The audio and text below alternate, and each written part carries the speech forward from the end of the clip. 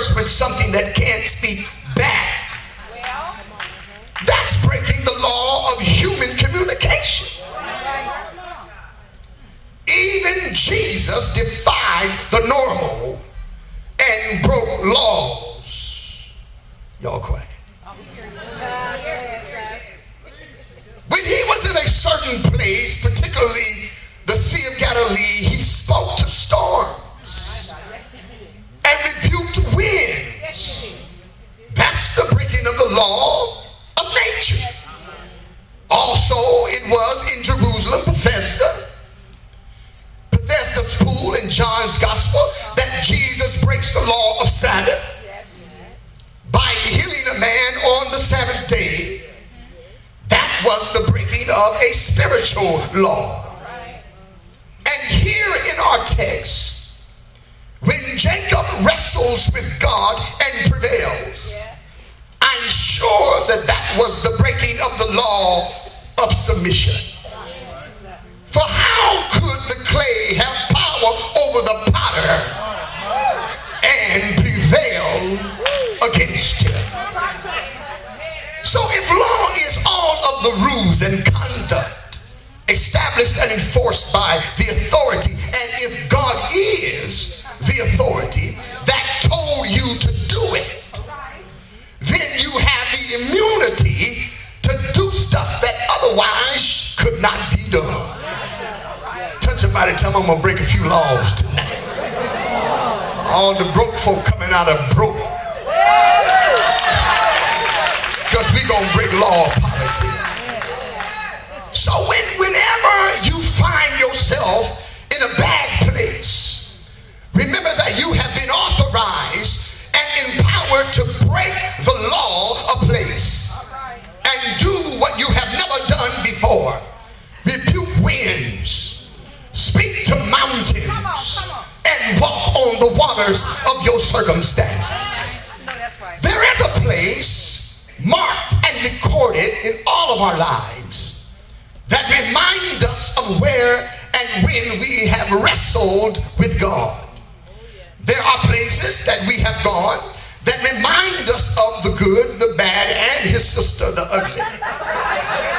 Have you ever been in a place where the table that was to bless you was set in the presence of your enemies? And you know how you got there because the Lord is your shepherd. You would have never taken that path on your own. If it was God, if you will, that directed you to that place so that he could maximize the potential in you while under pressure. You got to watch folk that speak so powerful when they ain't got no pressure. And then when you get under pressure, we find out how many cracks you got in your vessel and really what you're made of. I guess that's why a whole lot of folk don't want to testify no more. Because when you're under pressure, we find out what you're made of. So God says, now, I want to maximize the potential in you. I know it's there because I put it in you. And I don't understand how I got in this particular place, but if God is my shepherd, he must have ordered my steps. And so what he has done was he put you in an awkward position because I've never been here before, and I don't really know how this thing gonna work out, but if I just keep on stepping, I'll find out that I didn't get here on my own. So sometimes because the Lord is our shepherd, we end up in places that we would have never selected on our own. And because of this, we have a little spirit of ambivalence. We love God, surely we do, but we hate what he allowed in our lives. We hate that he lets us suffer, amen, through things just a little while. But when you wrestle with God, that means that you have made up your mind that I am ready to go to a brand new plateau. I'm tired of being normal. I'm tired of hanging around folk that ain't going nowhere. That's not soaring to a brand new level.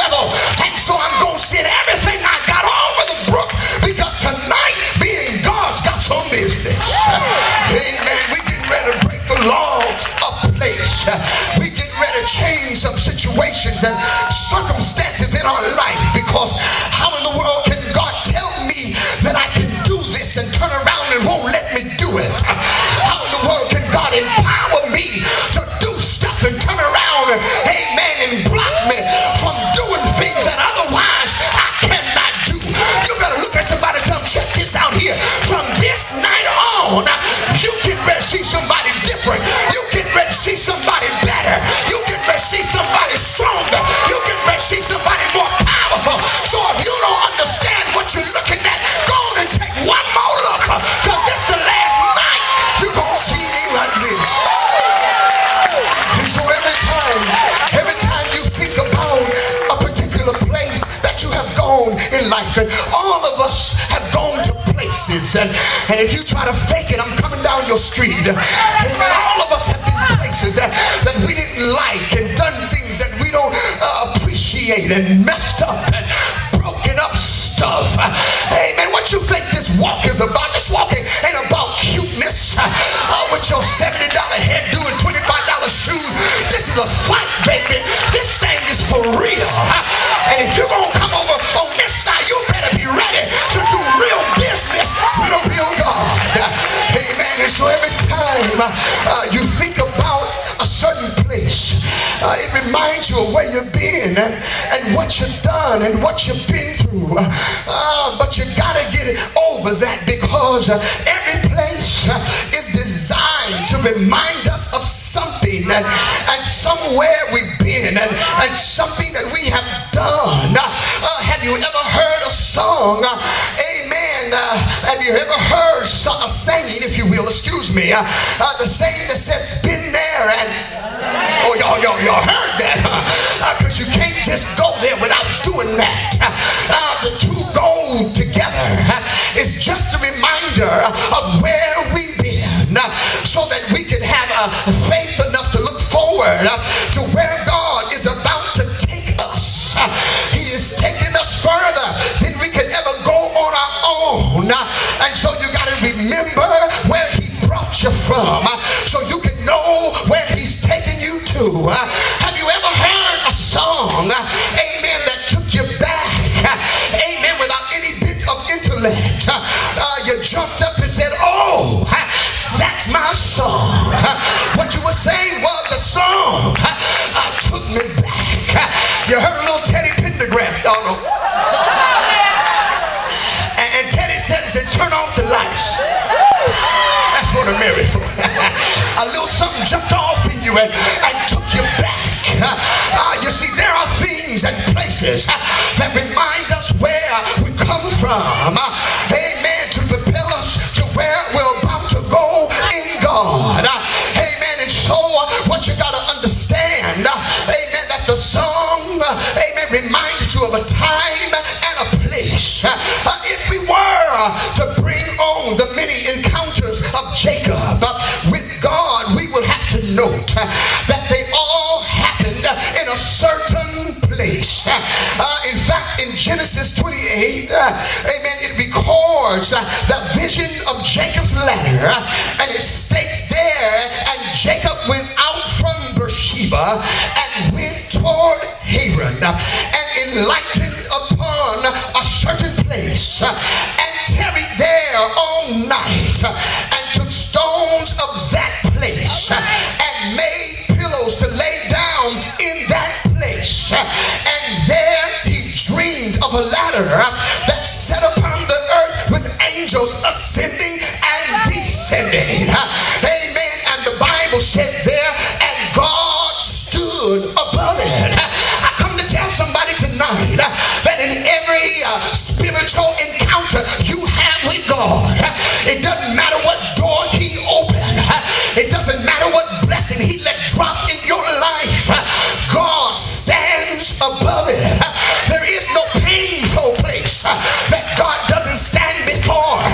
There is no bitter experience that God doesn't stand over. There is no mess up, there is no dress up that God does not stand over. You can't go through nothing that God ain't over it, because there's nothing that can come your way except God allowed it. The last time I checked, the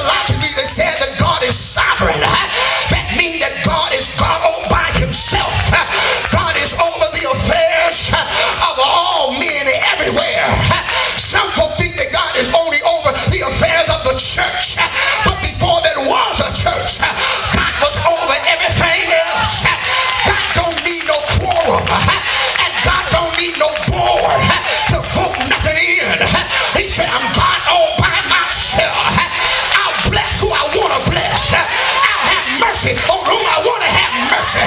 You can judge him if you want to, but if I have mercy, ain't nothing nobody can do about it. Somebody give him a praise tonight.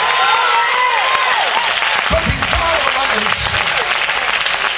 So Jacob's encounter, he had an encounter about a ladder with angels ascending. That means going up. So that means they were already here. Remember that. Your source, your resource, your help is already here. God, touch somebody, tell them it's already here. And so that was one of the many encounters of Jacob. If you looked at Genesis 28 and 16, it states, and Jacob awaked out of his sleep and said, surely the Lord is in this place, and I knew it not. You know, it amazes me.